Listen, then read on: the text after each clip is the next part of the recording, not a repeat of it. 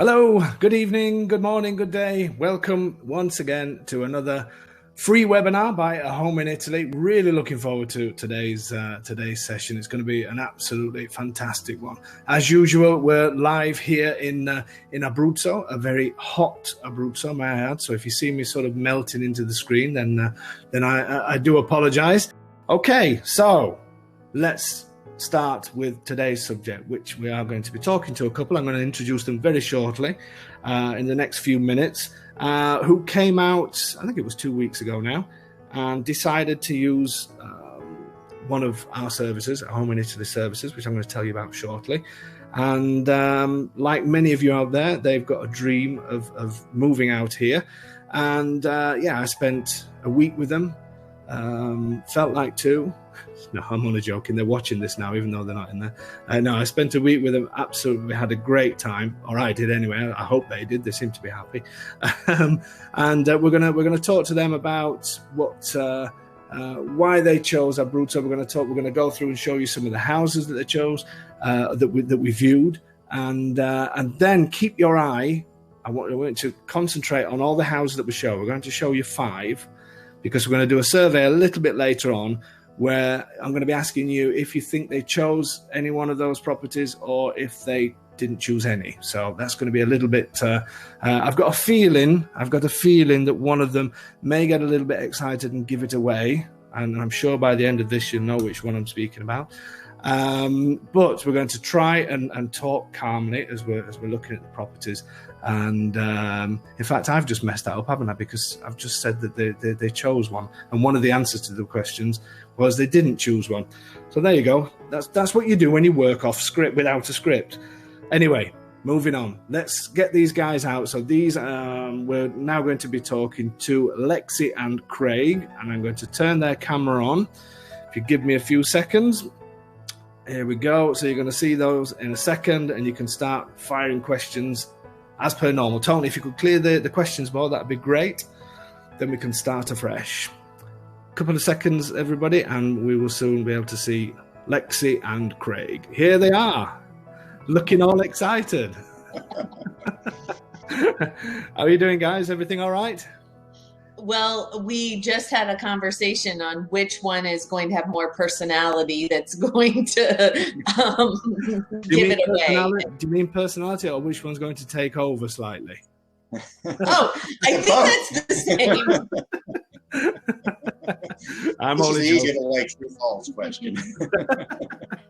You know, I'm only joking anyway. Both fantastic people, so it's great to see you both. And so, how's it been since you got back from Italy? Have you been happy? Have you been? How do you feel now? You're back over there. You're missing us?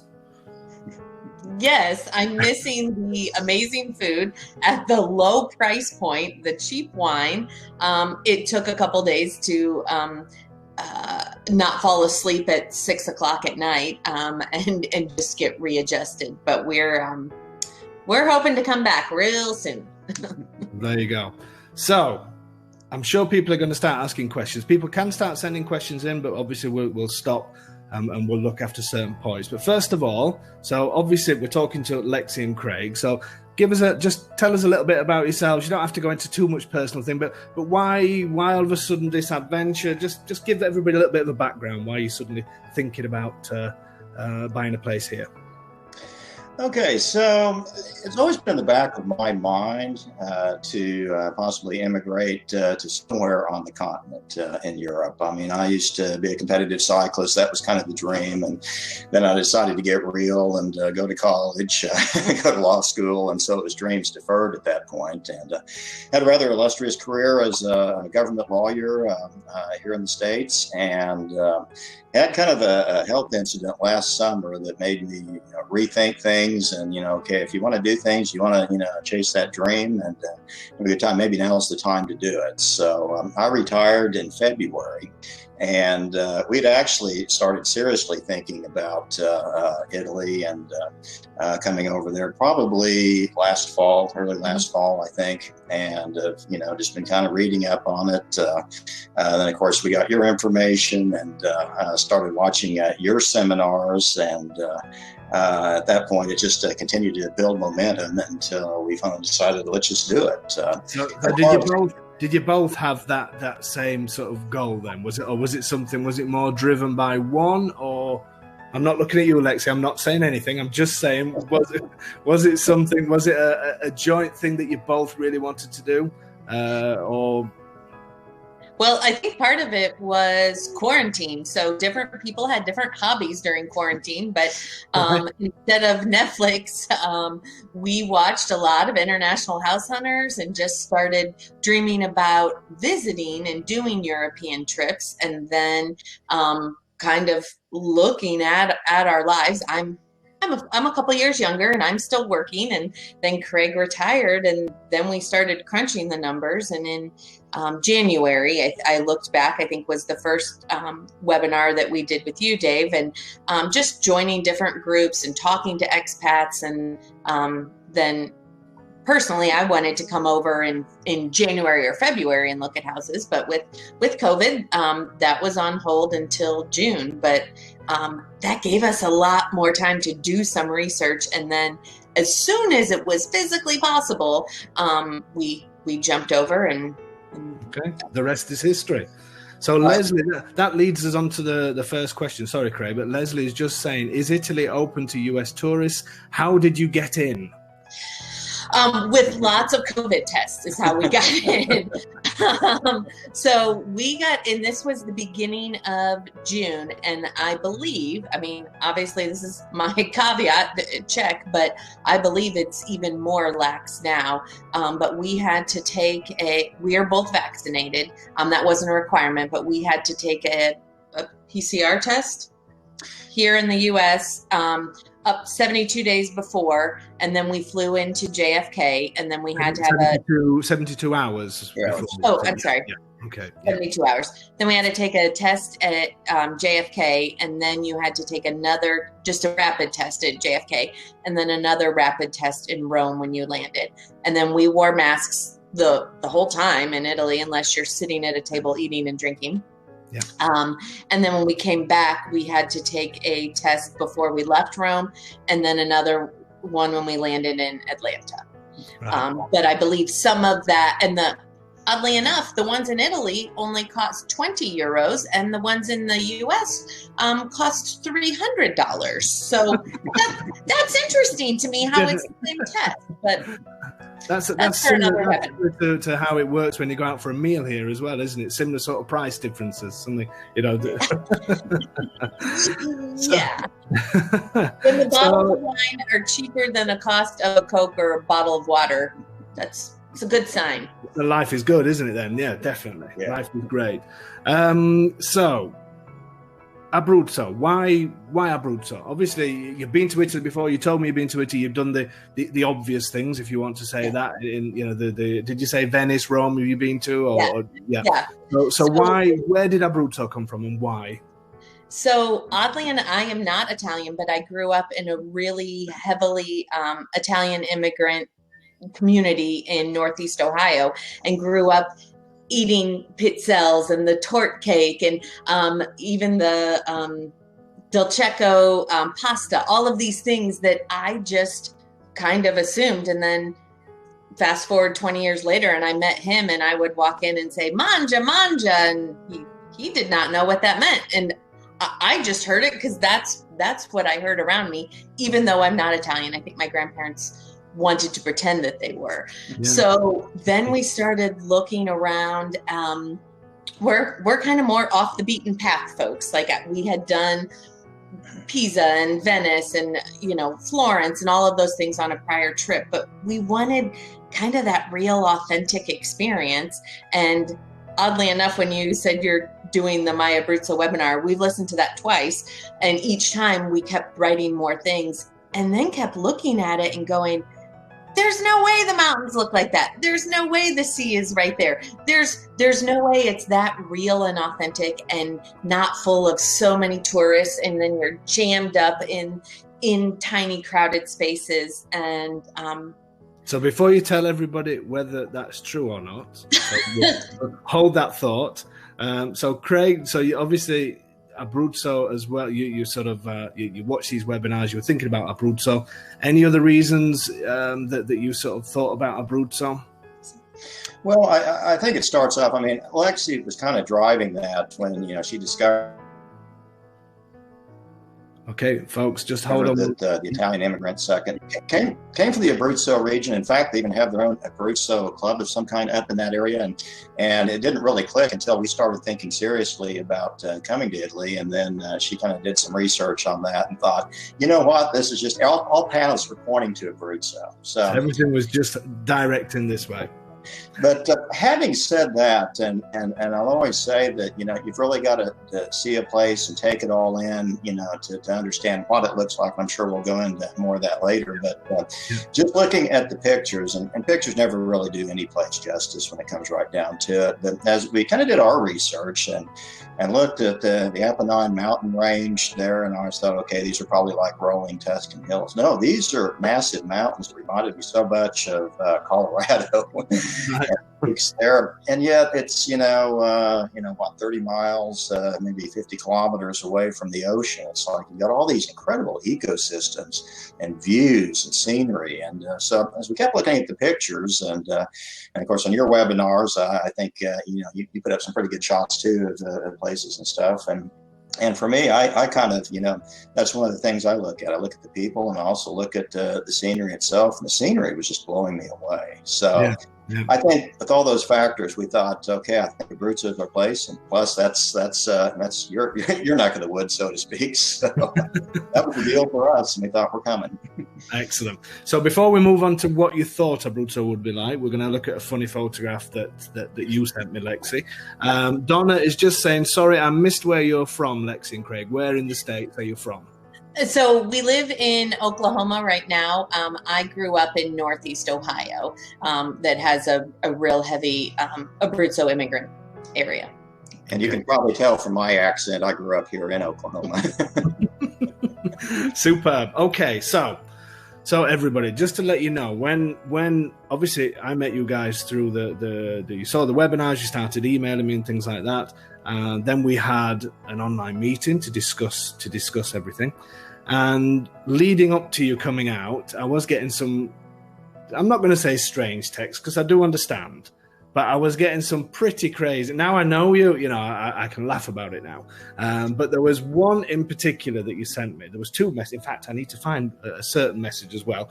But there was one in particular because obviously, Abruzzo, as everybody knows, sorry, I'm just getting my telephone while I'm speaking, does come under the 7% tax regime for anybody that wants to come out. You can pay your worldwide taxes, you pay 7%. Now, obviously, some people may think that there may be a reason why it falls under that category. And that category, in Lexi's, the reason for that, should I say, in Lexi's case was because she was expecting, what did you say, dust tracks and sheep.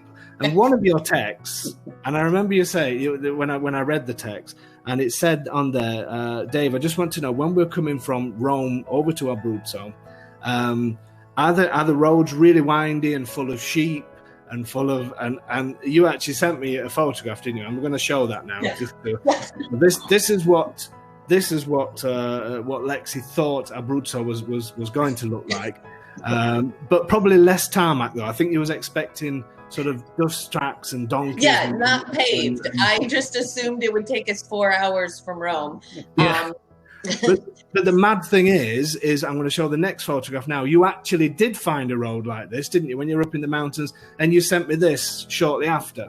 You actually must have found the only road in Abruzzo that has sheep on it. So I think, to be honest, everybody, I think she spent a week either trying to prove me wrong or just find something there with sheep on there. But joking aside, I think the 7% thing and what lots of people are talking about, even the €1 houses and all that kind of thing, people have a a thing in their mind what a place is going to look like. So you'd seen the photographs, you'd seen everything else, but obviously you were thinking there must be some sort of downside. So what did you actually, in your mind before you got here, and I know you asked me a few questions and I was trying to say, no, it's not like that. Please don't worry, it's not like that. But in your mind, what were you expecting? Yeah, no, I knew we were not interested in doing like a full home remodel. So we were not interested in a €1 house. We had a modest budget, kind of about the same price point as our house here in the States. But I just kept thinking, there's no way, if we're only getting taxed 7% and they're trying to get people here, we're going to be on basically a glorified golf cart stuck on a dirt road. And then when we came from Rome, aside from some issues maybe at the ticketing toll booth that is unrelated to sheep, there were underground tunnels under the mountains. We were on the same road for 90 miles or kilometers. I mean, it was super easy and straight, but I just wanted to prepare myself for what could have been. So it surprised you in the sense of, it was a lot more, I'm not going to say normal, that's silly, but a lot more civilized. It's absolutely developed. And being an Oklahoman, people ask us if we live in teepees and tents and, have buffalo in our front yard. So I was doing the exact same thing to Dave, and he was gracious enough to not say. I'll let you off then. I'll let you off for that then. So I'm going to just show a few shots because there's a couple. So these are your holiday shots, or some of them. So this, you were on your way up to the mountains here. Can you remember this picture? Yeah. You're on the way up towards the Gran Sasso Mountains. That's where you started off, isn't it? The town behind, if I remember rightly, did you say that was Castel something? I should have done this research. Yeah, Castel de Monte. Okay, so, and then we've got, this is what everybody's got to do, and even I've not done this yet after I've eaten lots of these things, but this is a restaurant up in the mountains, a restaurant where you go, and obviously one of the famous foods of Abruzzo is arrosticini, and you basically, well, you tell the story. Tell us about this place. I'm just going to flick through a couple of pictures. Sure. Yeah, that was on Lexy's to-do list to go up to one of these restaurants and do the arrosticini. And so we drove up there, and it's really high up in altitude. I guess they called it the plateau, or the Little Tibetan Plateau, or whatever. Yeah, Campo Imperatore, I believe it is, where you went. So, yeah. So it's completely surrounded by mountains. I mean, you get a nice view of the Gran Sasso and peaks that have snow still on them even in June and whatnot. But it was interesting to go there because you had bikers, lots of bikers, Italian bikers, of course, but you also had family members were there. It was kind of interesting, and on some level it sort of felt like a biker rally, but nothing like I'd experienced in the U.S. They all had high dollar bikes and the latest gear and the helmets, and it was like I could almost join this group if I recall good. But anyway, so we went up there and we kind of had to wait in line a little bit because it was so popular. But you bought the skewers with the lamb cutlets on them, and you went out and you just cooked them yourselves, and then ate the lamb just right on the skewers. So it was kind of a to-do thing to go do if you happen to be up in that area, and the lamb was delicious. And they were like the equivalent of like 50 cents a skewer. So I am sure they laughed at us because we only bought 8 skewers. So they definitely laughed at you. They definitely laughed. Everyone was buying like 40 skewers, and we thought, it's not seasoned. We're just going to watch everyone, but we don't really know what we're doing. It was amazing. It's definitely something I would recommend to do. The scenery was amazing, and it was just fun to kind of do sort of the outdoor barbecue, if you will. I mean, just to let everybody know, arrosticini, which you can see Craig's putting on the special arrosticini. So the fact that Lexy said that they only bought 8, you've got to bear in mind these things. You could eat one without even thinking about it, So the fact that you bought 8, I've still not got over that, to be honest with you. But you can see at the bottom left of the screen, that's the arrosticini, and that is what Abruzzo is famous for. And you literally put it on the arrosticini barbecue and just add salt to it, and that's it. But next time you come, you need to at least have at least 20 each, at least. Oh, Okay. Perfect. So I'm just going to quickly go through a few other shots. This obviously down by the coastline. This was, you took this in the Chieti region, because you did all three regions, which is three of the four regions.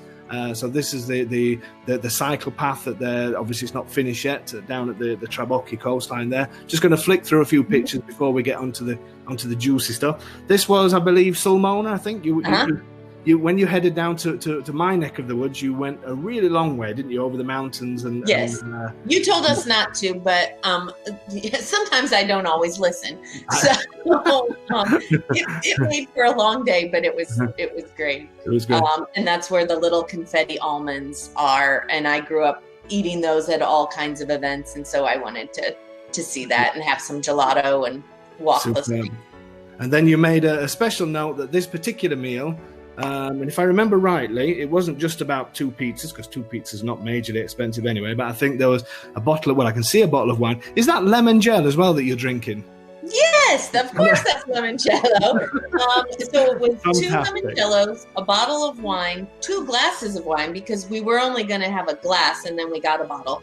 These 2 pizzas, bruschetta, and dessert, and it was less than $40. That's just super. We were stuffed silly, and it was outside, and there was a park, and it was perfect. We were there for 2 hours just laughing and drinking and having a good time. I'm not surprised you were laughing having a lemon gel before dinner. You're supposed to have it after dinner. Fantastic. So let's just see if we've got any questions. We've got people laughing about the sheep photographs. Spent time in Abruzzo. We saw many sheep on the roads. That's Beth Santana. Okay. And people are just going to keep ribbing me about this. You don't find sheep on the road here. Sheep on the road here. I know what Lexi did, but that took a lot of finding. Lexi, you are my people. I want to find a place close to you. That's Donna. Okay, so what was that? Gary is saying a face-off on my wife's visit there. Not sure what that. You have to explain yourself a bit more, Gary, on that one, I'm afraid.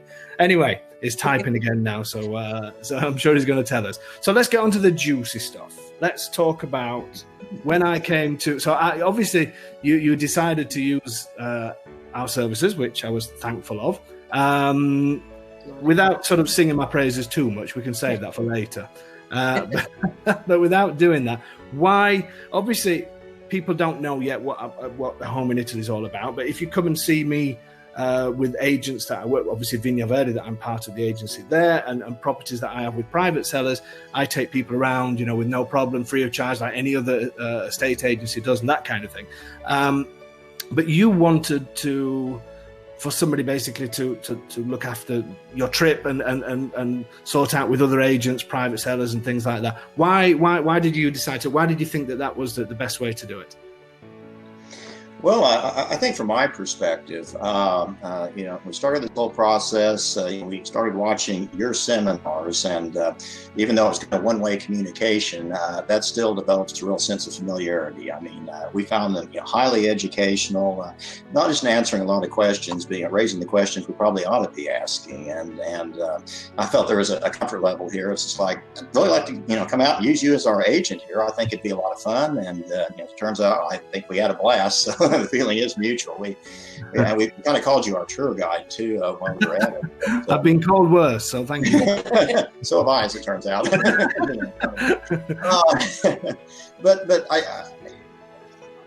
think looking at the service you're providing, I mean, even buying a house in the U.S., even moving to the other side of town, unless you do real estate law or, you're married to a real estate agent or whatever, you have to rely on the services that are being provided. And when you're looking at going overseas, you've just ramped it up by a factor of 100, just in terms of, just the basic stuff, language barriers, for instance. And, everything is done a little bit differently in Italy. And, you got currency exchange, and then you need somebody that you can trust, that knows the lay of the land, that you just feel like you're going to have a good rapport with. So I felt like, I'd really checked off all the boxes there, just as far as what we were looking for, just complete holistic services to basically kind of take care of us here, because at the end of the day, we've got to rely on you, and we've got to rely on the people you've surrounded yourself with to make this whole thing happen.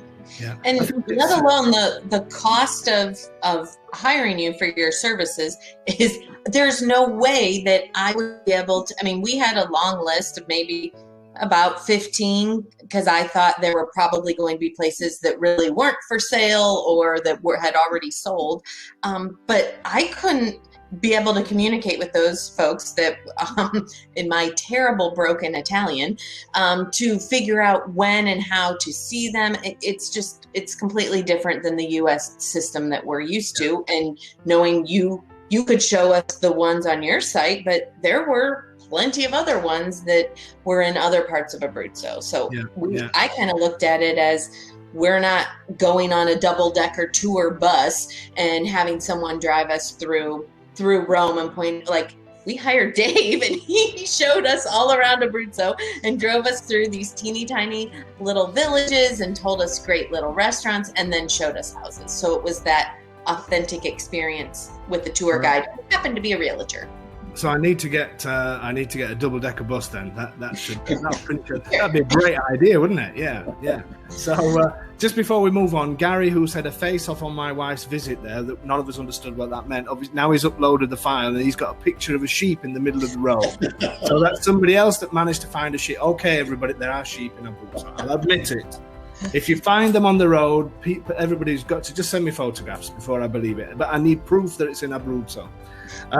Okay, so I mean, obviously people can book agents and different agents go and see different people, and people do. And, that's 90% of what I do is taking people around that have come through either Vigna Verde or come through a home in Italy, whichever way. So obviously, I think what some people could potentially miss is literally miss certain properties, or potentially see properties that when they get there and think, oh my God, this area is way out and all that kind of thing. So while we're talking about sort of when obviously you decided to use our services, you then sent me a list of we had a meeting of the list of your requirements. So tell us a little bit about the type of house that you thought of. So, in trying not to sound like everyone on International House Hunters, he likes things that are a little more new and modern, and I like things that are a little more traditional, or have that Italian feel. If that's stonework, if that's archways, I loved the charm and the idea of that, but also knowing we're kind of spoiled Americans and we're used to large kitchens and bathrooms and large refrigerators and maybe even a dryer along with our clothes washer. So trying to balance the two of those. So we knew we were kind of giving you a weird list that didn't make a lot of sense. But we wanted 3 or 4 bedrooms, 3 or 4 bathrooms, a pool or room to put a pool. And we were not interested in doing renovations. We painted some cabinets, had cabinets painted during COVID, and that strained our marriage enough that the idea of redoing a house in a foreign country was not on the list for us. Okay. Well, so I'm going to let you off lightly, but I'm going to just considering what the description was that you said then, you definitely won the argument, because when you sent me a list of what you wanted, it was more the rustic style. Yes. So Craig sort of... I was typing the email. He was in the other room. That's why. Yeah. Because to be fair, the mention of, by the way, my husband likes modern clean lines never came into it. It was all rustic, archways, it was stone, it was vaultings, it was all of that kind of thing. So that was my spec. But then when you sent me a list, obviously I was thinking of things that I wanted to show you as well, and I had my own ideas and start to look. But then so you sent me this list, and as I was going through the list and sort of looking at all the properties, and I got the idea. Yep, definitely rustic what they're looking for. And then you sent me this. Not this, sorry, that's Craig. You sent me this. Now, I look at that and that just completely threw me out. I thought, what on earth is rustic? And no disrespect to these people, what on earth is rustic about that place? It just completely, probably about 4 or 5 days before you came out, I looked at that and I thought, where's this come from? So So where did it come from? What happened to the rustic sort of archways and things like that? I can't even say Craig got his way because it's not really modern either. It's probably 70s sort of. Why? Where did that suddenly come from? So the price point was in the area where we wanted, and it was within a 7% region. But I mean, really kind of realizing we're going 5,000 miles, and if we're going to do this and go all the way over there, and not to make your head any bigger, but Dave, I mean, you've said don't get your heart set on one house or one city or one commune or one location. Like just be open. If you're going to do it, see something on the other end. And we knew the other end was not going to be a €1 house, but it might look a little different. But that house did have the number of bedrooms and the number of bathrooms and had some land. And so I thought, in the end, do I want to work every day for the rest of my life in Oklahoma in a house I like, or make some compromises and be over in Italy and have something that looks different? Yeah. But all of a sudden then that made a huge difference for me, because I think, as I've said in webinars before, and I always say to everybody, as you said, don't come out here, just look at because you will miss so much. Now, just to read a couple of things that people are saying. Anthony's saying, what was your favorite town and why? We'll go into that a little bit later. Rowena, what did Lexy and Craig end up buying, where and why? Find out later. Don is saying, sorry, Craig, like I said, Lexy is my people, now even more for her style preferences. She's my people too. Thankfully. Okay, so obviously, as I say, that house that I've just shown, I need people to remember these houses, everybody.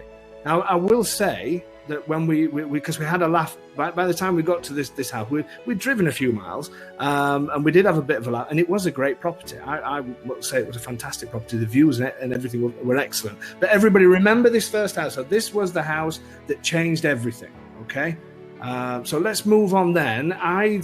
Once I received that, I'm just going to come back to myself a second. Once I received that, I thought, okay, anything goes with these people. It's not all about rustic.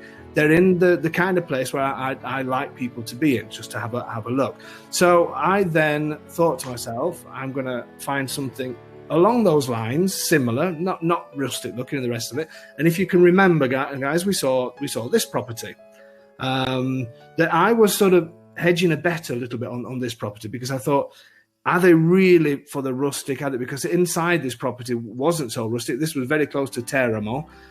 We saw this property. Tell us about what you thought of this, because you actually quite liked this one, didn't you? Yeah, this was the very first house that we saw, and that wraparound porch on the second level, like the yellow, went all the way. Oh my gosh, that's personally what stuck with me. And there was some great space on the lower level, but being able to see all around, and you were close to the highway, but didn't hear all of the traditional traffic. Okay. And I think too that, again, it's getting there and taking everything in, not just the interior of the house or just what the exterior looks like, but how is it situated? What's the scenery looking like? And this place, a couple things really popped with me in addition to that giant terrace, and obviously the views there, and the olive groves that were part of the property. The granite floors, it's like, those were really cool. I'm sure barefoot, even in the summertime, that was probably a huge benefit. So as we looked at it, I kind of thought, well, it still has a lot of rustic, things that I'm looking for. So I kind of came back more towards the center, right, just seeing this place. And I don't think it was just because it was the first place we looked at. I mean, I really think it had a lot going for it. So. Yeah. Okay, but I think too, just looking at the scenery, looking at proximity to Teramo, it's all about taking it all in holistically and just trying to envision what would life be like here if I'm sitting out here on this porch with a glass of wine. And I thought, I can so see myself doing this. And that was a big turning point for me, because I'm going to go back a little bit, just slightly, because I'm going to read the day I picked. That was the first house we saw, wasn't it? Yeah. And that was near to Teramo. So I'd driven 2 hours up the road, ladies and gentlemen. I'll just mention that 2 hours up the road to be greeted by a text message from Lex. So I literally found how you found that place. I have no idea. Your accommodation where you stay. So the night before, you sent me the photograph that people got a quick look at, where Craig chilling out, and I actually wrote, Craig looks chilled out. See you tomorrow. So that was everybody looks quite happy.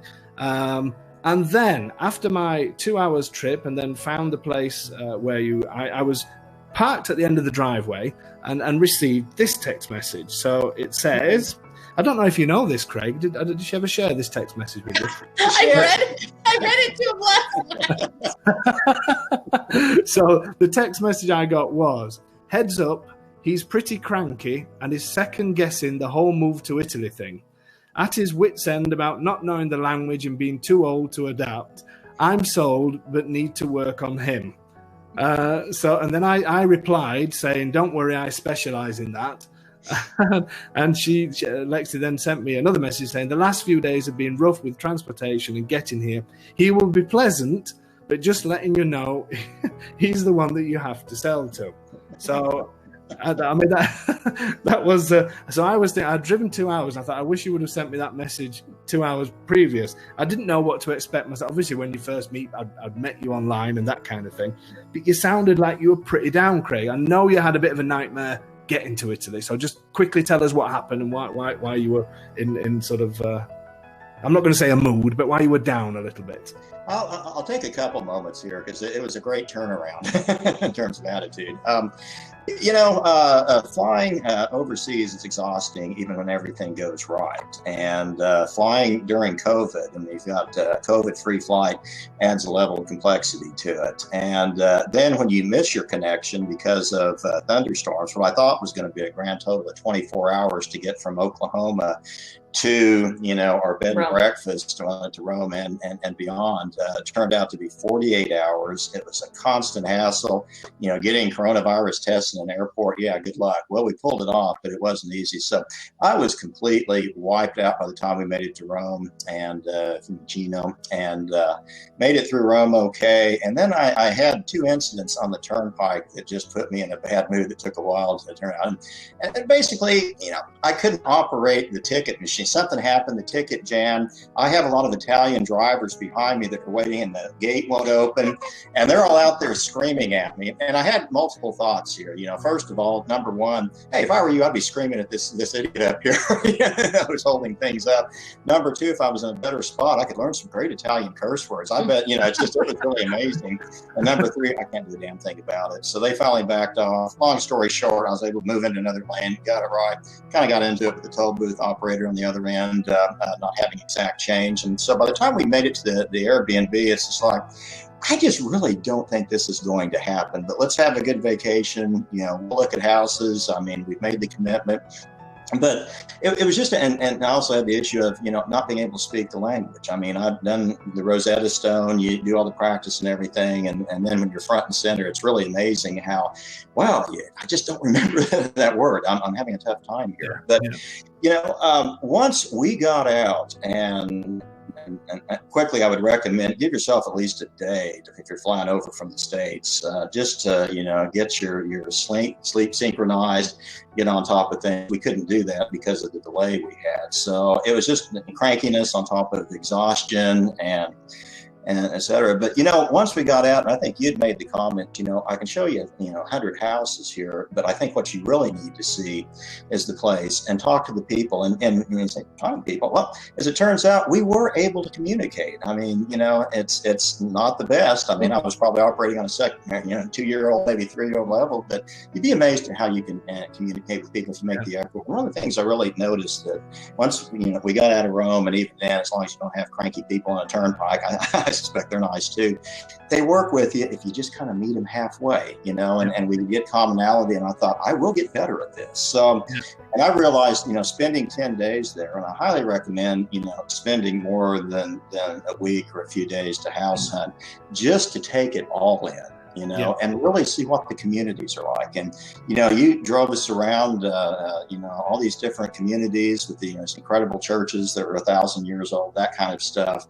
And then just chatting with the locals. And it's, to me, it's just like I found so much commonality with the people in Abruzzo, and I'm sure all throughout Italy. But you just got to take the time to do it and get away from the tourist destinations. And so as I got kind of in that, it's just like, yeah, I'm back to not only envisioning this, but I want to do it.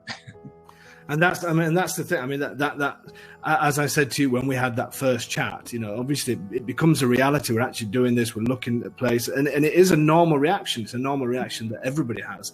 And at the end of the day, it's a big step. Joking aside, it is a huge step to do. Whether you're buying a holiday home, whether you're buying a permanent home, which is what you guys are wanting to do, and it's a massive step. But that's why I always say to people that when they're looking for a house, it's not all about the house. You could spend a week. I've known people that sort of fit me into a small section of their break because they've rammed themselves with appointment after appointment, house after house after house after house.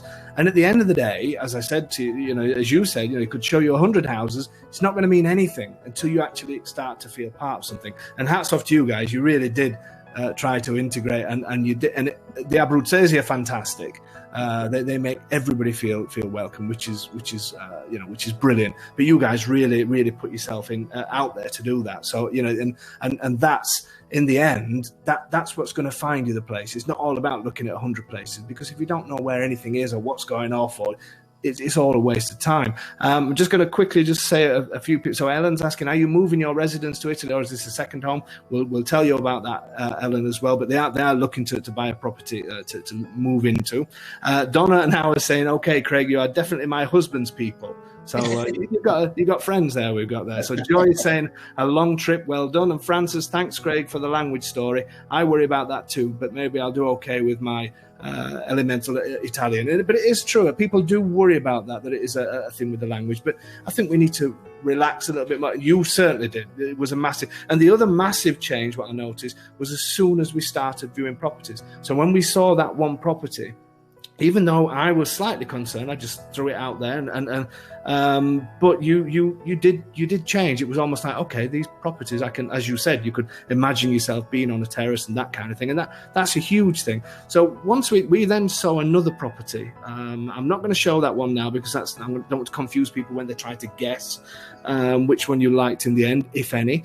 But we saw another property after that. If you can remember the crazy art lady that with the cats and can you remember so that property? I mean, I chose that one because of the rust. I mean, the kitchen, if you remember, was so rustic with the vaulted ceiling. It was to die for.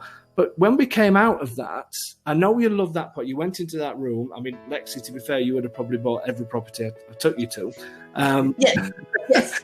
But when we went in there, I thought this one has got the rustic thing. And you were blown away, but you weren't as blown away by that as you were the terraces on the last one we just. So that's when I started thinking there's something not quite right here. But what was it? I mean, that had the perfect vaulted ceilings, everything.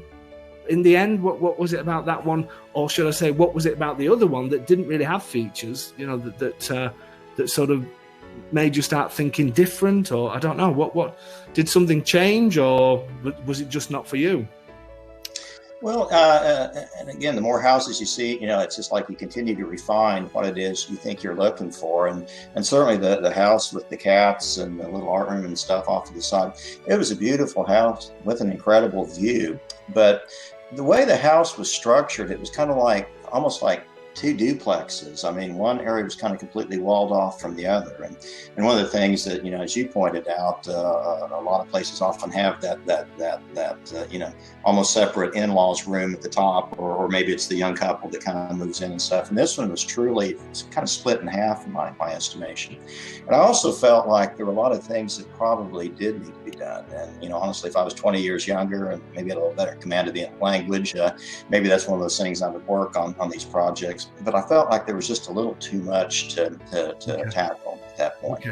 Okay. So then after that one, and just to let everybody know, I mean, we're 50 minutes into this. I was going to do it 2 parts, but I'm sure people want to hear what happened. So I'm going to keep going. Anybody that has to drop off this, then everybody's here. Nobody's moved out at the moment. All the people are still watching. But I'm going to keep this going. Unless lots of people start complaining and say, no, save it for the second time, then we'll keep this going because we then moved down. So you were staying in Teramo. So you'd done the Teramo region, so to speak. We'd seen a couple of properties up there. You then moved down to the Chieti region, and you stayed in Faro San Martino, where your favourite pasta factory was. So I'm just going to show a couple of pictures that you sent to me. This is obviously... well, go on, I'll let you explain where this was in Faro San Martino, if you remember this one. You'll probably have the real name for it. I was calling it the throat passageway, but you had a real Italian name for it. But it was just, I could not get over how clear and clean and crisp the water was, kind of at the base of the mountains. I mean, it also tasted delicious coming out of the faucets and sinks everywhere, but that was so real. Yeah. I mean, that was called the Gol di San Martino, so the throat of San Martino. So it was funny that evening. You said, what was it? Did you say we're at somebody's throat place and something like that? Great description. So I've put your name forward for a chief translator at the Abruzzo tourist board. So another couple of shots that you did in Faro San Martino. This was obviously from the balcony of your bed and breakfast, and another one from always with food in. Well, this one's a lemon. Because there was lemon. I've never seen a lemon like that, and that was at one of the houses. There were orange trees and lemon trees and two different kinds of cherry trees, and so they just, take a lemon, and I couldn't. I mean, that's monster. Okay, so Donna is saying sometimes the vision you have in your head changes when you walk in the door of a property, and that feeling, the one that speaks to your heart, as I say. And I agree with that again, because it's not what you see on a picture is nothing like the real thing. So people are saying, yes, keep it going. So we're going to keep talking. Definitely keep going. Don't leave us in suspense. I might do now, though, Don. It might be exciting. Shall we just turn it off now and just finish? No, we'll keep going. We'll keep going. So we've gone to, I then thought to myself, okay, so I'm going to push the boundaries a little bit now, and I'm going to see how far, bearing in mind, you just said rustic, and that's what you did say. You didn't mention Craig's modern side. And I just thought, okay, I'm going to see how far to the modern side we can go. So we then saw our next property. I'm only going to show you a couple of quick pictures of this one, but to give people an idea of the style, this was an architect's box, basically, and with incredible views. But yeah, tell people a little bit about this one. Well, this house, obviously, it has a real modern flavor to it. Just clean lines and whatnot, and a second story with a kind of a spiral staircase. I think what really piqued my interest on this one, starting out, was just simply the views, and it goes back to the Abruzzo region as a whole.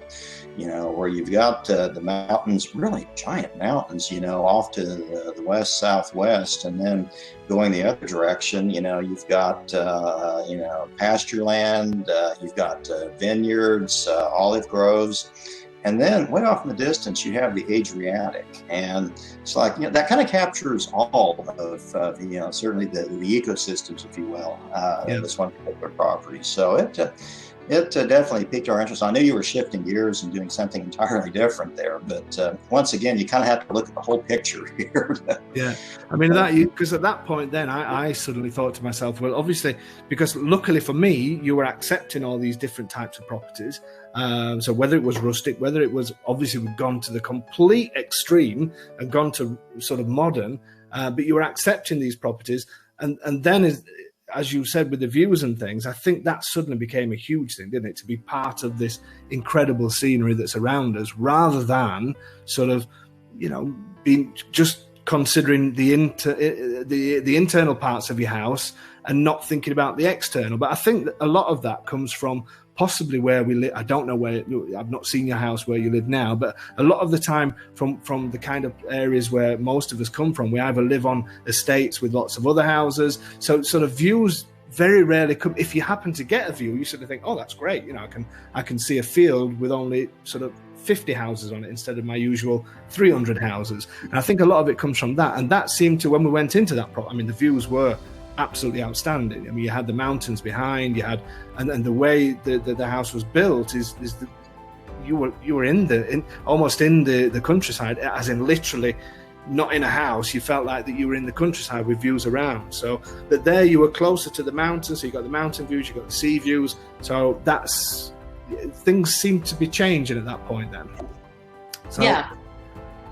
No, so, sorry. The town was really tiny. There aren't, I think, less than 1,000 people. But the idea of having Ferris San Martino next door, or any of these, that knowing that it's just a couple miles or a couple kilometers away to be able to find a grocery store or a bar or a restaurant. Yeah. Because that's a big thing for me when I'm I hate to say selling to people, but that at the end of the day that's what I am doing to a certain extent. But I need to know that there's something. When we came here, it was so important that every 5 minutes there was something. And I think that's the great thing with some of the areas that we went to, is you could stand in one village and you could see the next one, you could see the one after that, you looked in another direction, you could see another hilltop town, another hilltop. Did you feel, because some people may think that Abruzzo is isolated, obviously it can be isolated if you wanted to, but looking at that picture in particular, if I can just find it again, this one here where you're seeing, obviously some people may think you're in the middle of nowhere and things like that. How did you feel? Did you feel isolated or anything like that when you saw this place? No, I did not. I don't think Lexi did it. Even when you look at this picture, you can see, just across the valley, an entire village. I don't know which one that is, but as we were driving through and looking through houses, in this entire region, the whole hilltop village, the picture postcard view of, different villages, that's kind of everywhere. I mean, they're just, you can look off in this direction, and you still have a lot of these open spaces if you're not actually buying a place in one of these villages. I mean, it's kind of feast or famine. Either you're packed in pretty tightly, and then on the city limits, it just kind of ends, and then you'll be in countryside or, vineyards or olive groves or, wheat or whatever else you're growing. But I never felt claustrophobic, but I also felt like I had enough room to breathe as we looked at these different places. So, excellent. So from that, then I stuck with the slightly modern theme, not too. I sort of ignored your rustic for a little bit. I bravely ignored Lexi, and that's okay. So then we saw this property, if you can remember this one, with a swimming pool, with a fabulous decking that they had built. The views. We didn't quite see that mountaintop, I don't think, when you were there. I think it was just hid away. Tell us about this one, because this one really did something to you, didn't it? Yeah. I made us run up to the top of that that little tree house. The decking area, yeah. Yeah, because there was a fan up there, and I could picture Craig up there reading a book and drinking wine, and I would be sunning myself in the pool. And they had done so many renovations and made it modern and useful. It was a little out of our price range, or it appeared to be a little out of our price range. That was the one sticking point. But man, that checked a lot of boxes for me. And that was an interesting property because it was one that had been renovated. I don't know how old the property is itself. I know that originally to access the upstairs, you had to go outside. You run into that with a lot of properties. But the people that lived there just did an amazing job with the renovations, the new kitchens. So, I thought that place was great, and had a pool, and that's something we're certainly looking for. So. Yeah. Okay, so Sally's just saying, how long did it take you to find your perfect house? Well, we're not going to tell you to find the perfect house just yet. Sorry if you've already said this, but you were here for, was it 10 days you were here? 10, 11 days? Well, I think 11 days. 12 days. Yeah. Okay. So a couple of people all of those days. Yeah. People are asking for rough price on things. I will send people details of these properties, but basically the properties that we saw up to now range between 230,000 euros up to the most expensive one, which was around the 350 mark, the last one that we saw. So then there was some, I'd seen a big change, especially after seeing that property, and I would say after the really modern property as well. But I thought now was the time to sort of go back to potentially not the drawing board, but potentially back to what you originally came for, which was the more rustic style. And the one that I thought may upset once I find it, may upset the apple cart, was this one.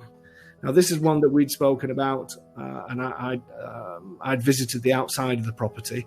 And this was one that I was really interested to see what you thought about this, because it had the rustic thing. And well, let's be honest, it's a fantastic place. How did you feel about this one? Well, that's where the giant lemon came from that tree that you can see just to the left of that stairwell. And it had a really large pool. And I don't know if you have any of the inside photos, but it had just all kinds of great stonework and architecture inside. And as you can hear, Craig or Dave basically said almost every house we went in, I would say, this is my favorite. No, this one's my favorite. No, this one's my favorite.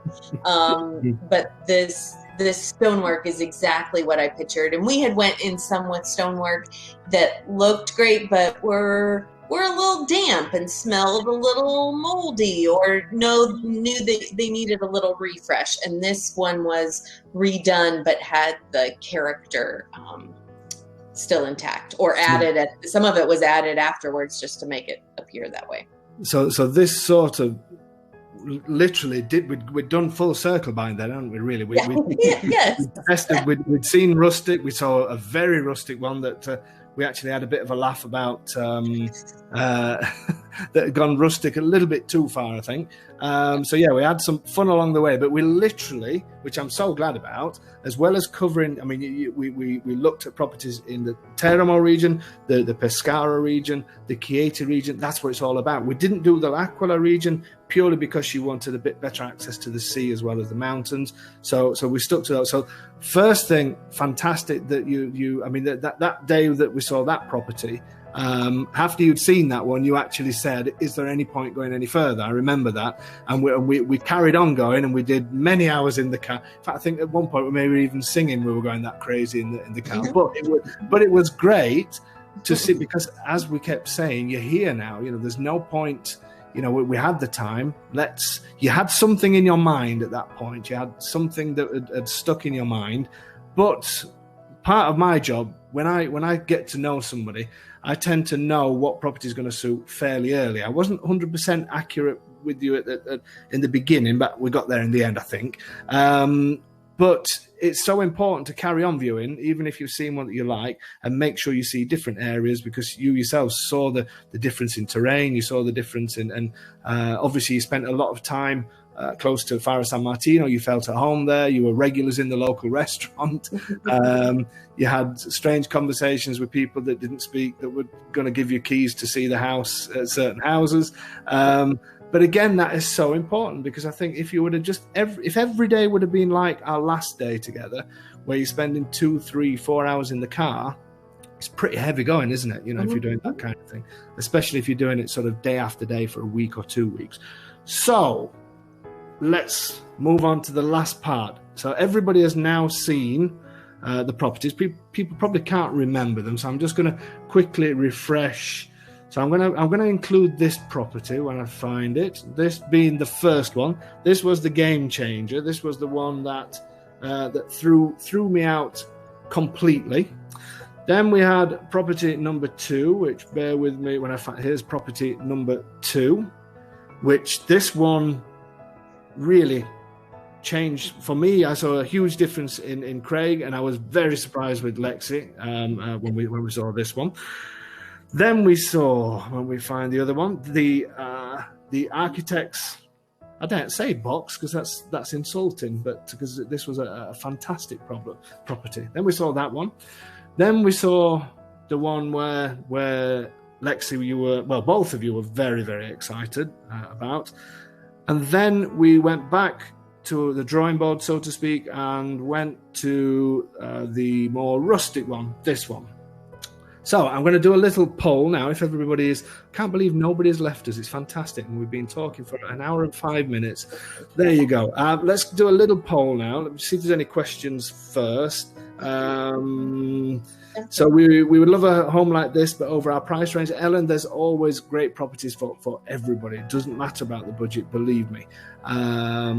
So we've got to see if we've got any more questions. Do you have slides with maps showing areas you viewed? Ed, we're going to do that on the My Abruzzo one. That's when we talk more about the area and that kind of thing. That's next week's webinar, next Thursday. So let me get this poll ready. So everybody look, I've shown you the properties again. The poll is here, so please join in. Click which one, if any. So was it the ugly one that threw Dave out? So that's the one that Lexi sent me and completely threw me out with the kind of style. Was it the first house they visited? So the one where I felt Craig completely changed and things, he could imagine himself living here. Then we've got the architect's box. Was that a step too far? The large villa with pool and views, where they both were incredibly excited. The rustic one that we have written there, just what we asked for, or was it? Or none of the above, but they found the area that they love. So everybody have a quick go at that. I'm going to leave it open for, not everybody's getting involved. People are still here, but if you're not sure how to do it, if you're on a mobile phone, then you need to click the bottom left. I'll just wait just for a few more answers. And then I'm going to share the poll with everybody else. Okay, so I'm going to end the poll in 3, 2, 1. Okay, so let me share the results with you. Let's see what people think. Hopefully you can share all results. Okay, hopefully you can all see that now. So the ugly one, the house that threw that, nobody thought that you went for that one. So the first house, we've got 13%. The architect's box, 4%. Large villa with the pool, 34%. The rustic one, just what we asked for, 30%. And 16% of you think none of them, but you found the area that you love. So the lowest one, so the ugly house, I suppose to be fair, I shouldn't call it the ugly house. It was a fantastic house. But that property, nobody, so that obviously the lowest. The second lowest was the architect's box. Was that a step too far? So what we're going to do now, finish and close. Let me bring myself back. This is the bit where everything goes wrong. Here we are. Okay. So just to put everybody out of their misery, we're not going to tell you until 3 weeks' time when we... No, I'm only joking. Just to put that... So this is a true thing of what we talk about when we say you should not have any one thing in your mind, and you'll probably end up choosing something completely different. So do you want to tell everybody which one in the end you decided to buy? Well, that you want to buy. I will say this, as we went through the 5 houses, I tried to both temper my enthusiasm or raise my enthusiasm just to make this sort of interesting. Although I think we were fair on it. You did quite well, to be fair, because the one, and judging by what people have guessed that you bought, you've done a very good job. I was surprised. But now that we're ready to select and tell you what we did, I can probably give you a few more details. We selected the architect's house, the boxy house, and here are the reasons why. And once again, it comes back to taking everything in holistically and having viewed a lot of houses, having driven through the territory. I mean, Dave, when we weren't with you, we were still, we had days off that we were, out driving through the mountains and popping into villages, and really just so that I could envision, and I think Lexi could envision what life would be like. And I got to tell you that the architect's house, it was a dramatic shift from what we were thinking about, but I was able to visualize us living in a modern house and kind of changing the furnishings up a little bit. And I got to tell you, that view just completely blew me away. It's like you're kind of standing on the second floor, first floor, or whatever.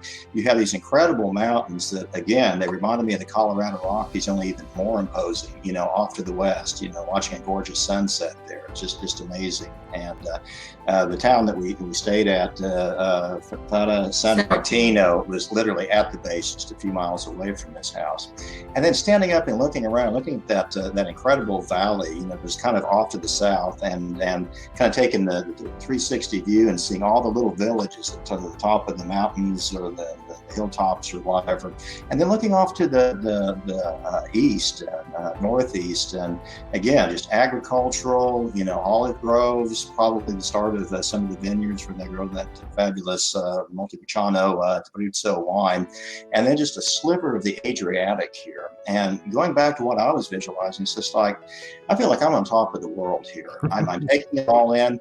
You took us on a tour of the local village that is even closer to the Fado San Martino and the old church, and we just kind of popped our head in and just chatting with people and understanding that I think we'll be part of this community, you know, going forward. And to be fair, the house was superb. I'm going to show you some pictures that not even you've seen. These are older pictures. The reason why we're going to do this is when we are going to catch up with you once, because you're going to go through your elective residency visa, aren't you? You're going to. There's lots of things that you've got to put in motion. But we're going to join up with you again in about probably 6 weeks' time to see how you're going. And then we've decided that we're going to do a webinar at your house, so everybody can see it in person, and I will get these photographs that I found. This is when it was first built. I'll just tell you what a few people have said. So Francis said, "Ooh, I love that house." Gary said, "Woohoo, my wife would have gone for the architect's box too." We've got Anthony saying, "What town?" So it's in a place called Civitella Messaraimondo, which is close to Faro San Martino. Cynthia says, "Great choice. I would have bought it if you didn't." Donna's asking to see interior pics. I'll show you a couple, but the best photographs will, because it's not actually on the market. It was one that we pulled out of the bag last minute. So Colin's saying, "Mine also, big windows." Show us again. Alison is saying, more pictures of the chosen one. I'll show you in a second. "I love that house too," said Brenda. Laura, "Great choice." Barbara, "Beautiful. Can you disclose the asking and purchase price? And what is the closest village?" We'll go through purchase price and things like that afterwards. We'll do that on the once you're out here. What's the closest village? You're between Civitella and Faro San Martino. So I'm just going to show you a few pictures that even you guys have not seen. This is when it was first built. When I find it, here we go again. So this was, obviously I took that one on the day. So it doesn't. These photos again don't do it justice at all. But these are the ones when it was first built. Obviously now there's lots of greenery around it. This room is fantastic. I also found a snowy pic shortly. This was from the back. Look at the view. If you don't feel part of the countryside by looking at that, I don't know. I mean, that's the local town, Civitella Messaraimondo, there in the distance where we went to the church and places like that. So I absolutely love that picture. Really, that it just shows what that house was like. In every single room, there was a window looking out onto something. There was a nighttime shot. No, this must be morning actually, from where the sun's coming up. Then let's have a look. We've got a couple more. The garden to the side. Again, you can just about see the mountains on the right, but behind the house is the huge mountainside. And then sort of you're looking out over valleys from the other side and down towards the sea. So this is giving people a bit of an idea. Then we had a couple of interior shots, open plan lounge, great fireplace. There were some really, really big pluses on this house. And these photographs don't give it justice. Somebody's just run around taking this, I think, with their mobile phone. So it doesn't give any justice to what the place looks like now. Or in real life, should I say. Then we have, the last one that I took there. And once you'd actually decided that was the house, and we spoke to the owner and gave you the good news, the photograph that Lexi then sent me back, which just about summed everything up. So I mean, what a 10 days. You did everything. I mean, you came with an idea. You luckily went along and were open-minded to everything, which is fantastic. You had a good look at the area. You looked probably more at the area than you did houses. I think we only saw maybe, did we see 10, 11, somewhere around about that in total, I think. But again, when you know an area, if somebody's looking for a certain thing, a big part of it is, especially for us, for me at this side, if I know that you want access to, I don't know, good access to beach and mountains, and you choose a property that I know is going to take you 2 hours to get anywhere, obviously this is what it's all about, cancelling those out. Otherwise you spend a lot of time going round and round and round, and you would end up then having to do another trip, just to come back and try and finalise again. We managed to, you spoke to some local, well, she's English, Chaz and Julia, who I know you got on with really well. She's an English lady, and he's from South Africa, and they moved here. You spent a couple of hours with them, didn't you, picking their brains about living here and things like that. And then you had a very intense meeting with our very own Gianluigi, the accountant, to talk about moving out here. I turned up that evening to say goodbye to you. And yeah, when you got a book this size about Italian law, God knows what that meeting was that you had, but it looked very intense. And so it's, but you certainly did everything, didn't you, in one trip? Did you feel it was too much, or did you feel it was just right, or what would you say? I think it was just the right amount of time. If we would have only had 5 or 6 days, we wouldn't have been able to see everything, and we would have crammed it in. Certainly, I mean, I'm still working, so we could only and we have animals here, and we could, that was a good amount of time for us. And I think with the COVID restrictions being lifted, it would be even more smoother for anyone else coming out now, because you wouldn't have those extra layers. I totally agree. I think that's a good time frame. You obviously don't want to spend the entire time looking at houses. You just need to spend some time, I'm not going to say sightseeing so much, but maybe spending time in a bar being a cafe, or restaurants, and initiating those communications, and just getting a sense of what is life. What would it be like? What would it really be like? This is the real world here. This isn't a tourist destination. And I think we had a good, healthy mix of house viewings, and then just doing that. So I always said this is really a reconnaissance mission at the end of the day. And I think we succeeded far beyond our wildest expectations. Oh, brilliant. I'm so happy for you. And you're going to be living about 15 minutes away from me. So there's another big plus as well. It's got to be said. Yeah.